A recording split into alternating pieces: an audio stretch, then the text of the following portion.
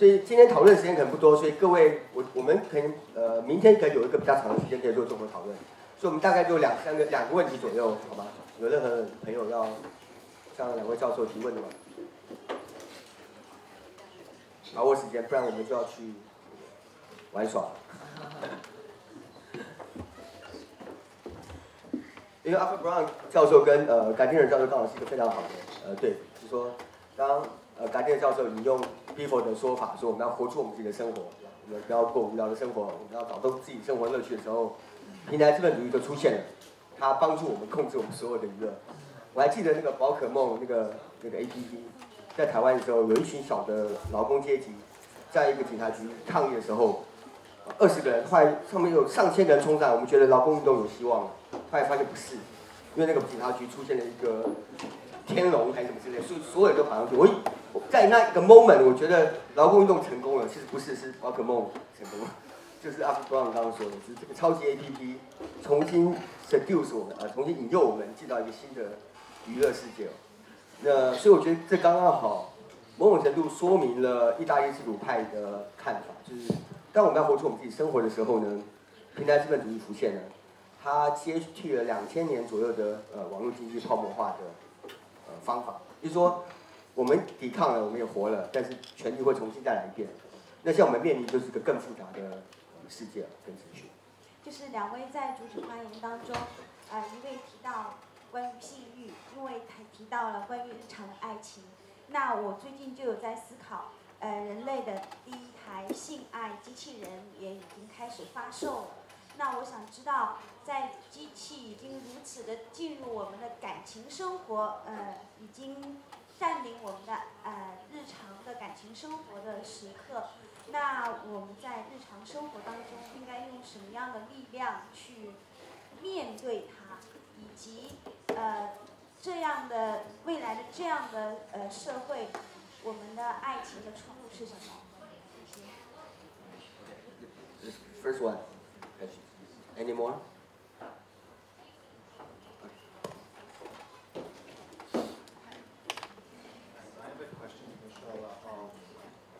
Collective dimension of boredom. I was wondering if you could elaborate with that. Yeah, I just think that boredom is not an individual subjective phenomenon, although it has that effect, but it's a collective or mass phenomenon. As social life is increasingly organized in structural, state-directed, capital-directed terms, that moods become generalized, they become standardized, and so boredom is a reflection of the collective nature of social life now in a mechanized and standardized way. It wasn't reflective of earlier societies, and therefore based on a sort of mass character. The point is that subjective experiences are linked to broader socio-historical forces, and therefore are indications of those, and not simply individual malaise. And about love? On the second question, sex robots. No, I will only say that I just read something. It surveyed people on the desirable characteristics of sex robots, and the least desirable was to display human emotion, and the most desirable was to be able to move by itself. So I don't know what that says about the future of love. Actually, I've got a lot to say to your question, which I love. Really love. I mean, I'm actually working exactly on this topic of things like, say, sex robots, but also, virtual girlfriends, boyfriends, virtual dating, AI dating, things like that.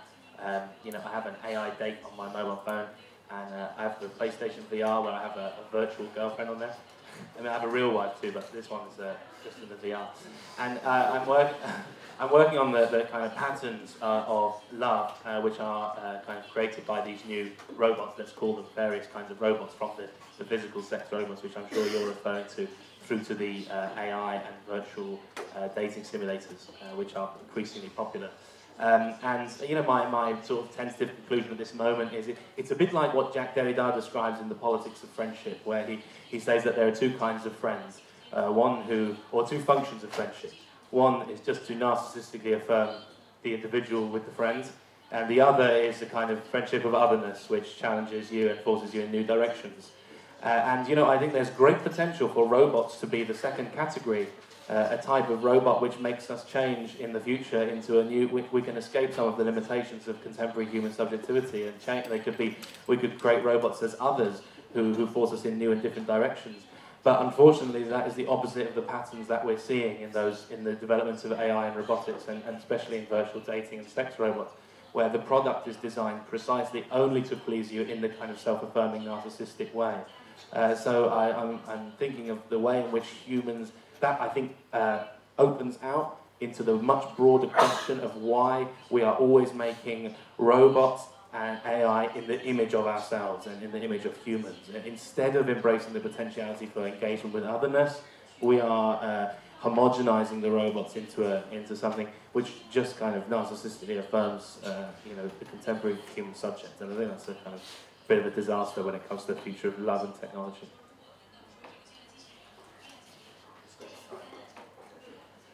我们也许还可以有1-2个问题，或者给一些 comment response. Okay. I have a question. It was mainly in response to Alfie, but actually I think it does speak to both papers about how do you see the role of play and irony as a form of resistance? Because I think my thinking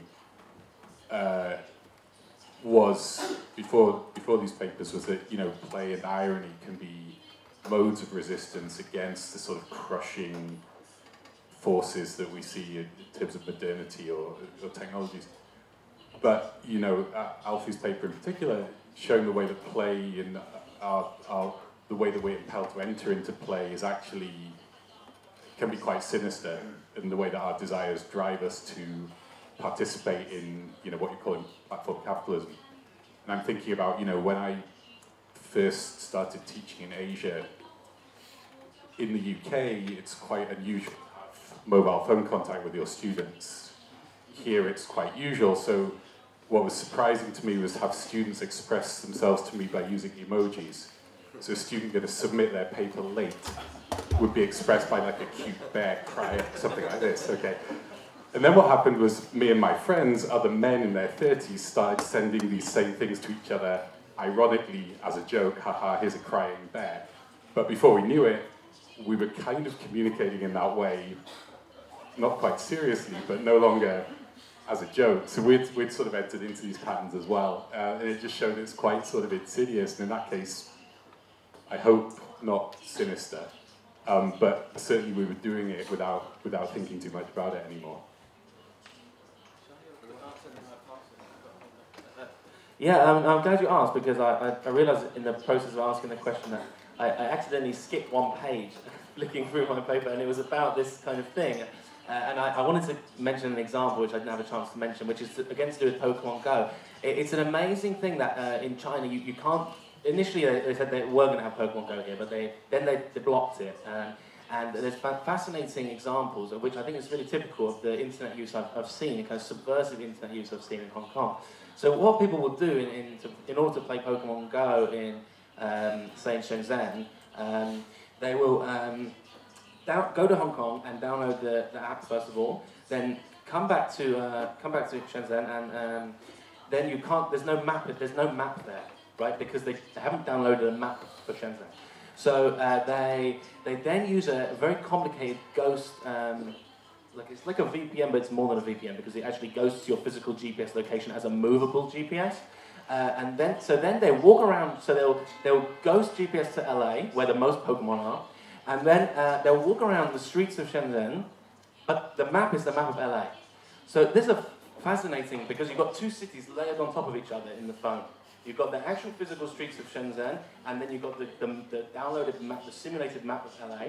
And people are walking through buildings, climbing over walls, because the road in LA is like that, and there's the Pokemon there, but there's obviously a mountain there or a house there, and people are going into all the strangest situations.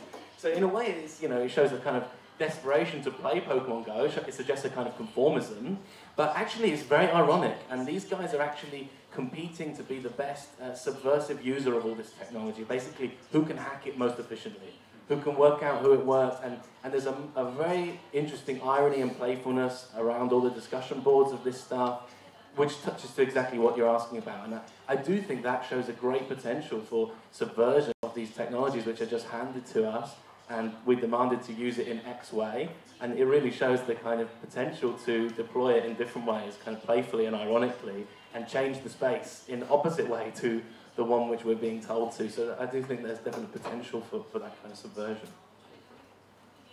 Yeah, just on the question of irony, Franco Berardi has this distinction between cynicism and irony. Cynicism is the mindset of the powerful, and the way to address that is to use irony as a way to undermine and subvert that. So that's a useful distinction. But the other thing, talking about Lefebvre, in the Introduction to Modernity, there's a long section in that book where Lefebvre constructs the Marxist theory of irony, essentially, and saying that it's a way to navigate between the idea history is wholly determined, there's no future, or that history is just random. And to navigate a middle path between those extremes, and irony is a way to kind of crystallize collective possibilities for addressing that. So irony is a very powerful tool, I think. And playfulness is something, it's related, but it's also so vulnerable to co-optation that maybe irony is a way to go. Yeah, maybe play in the Derridian sense of like kind of, that reminds me of that, like this kind of misuse of the app where there's a kind of slippage. But in any case, we run out of time, right? Sorry. 好，那我们今天就暂时到这里哈，谢谢两位讲者，然后我们也谢谢今天的我们的同传的工作人员，他们非常辛苦，谢谢各位热情的参与。